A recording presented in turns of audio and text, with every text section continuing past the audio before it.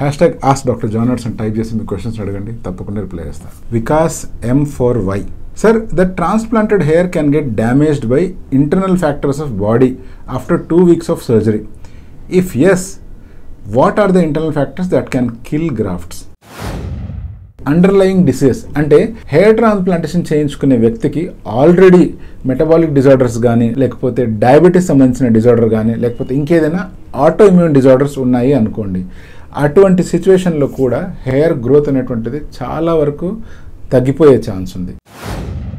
Stress levels ఎక్కువ అవుతే మనం గమనిస్తూనే ఉన్నాం, రకరకాల ఇబ్బందులకి దారితీస్తుంది. హెయిర్ ట్రాన్స్ప్లాంటేషన్ కూడా దానికి ఎక్సెప్షన్ ఏం కాదు.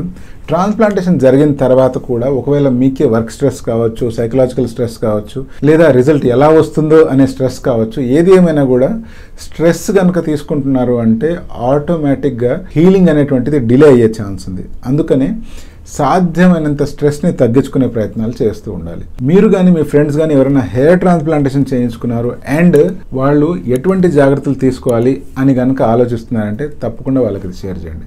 This is doctor John signing of.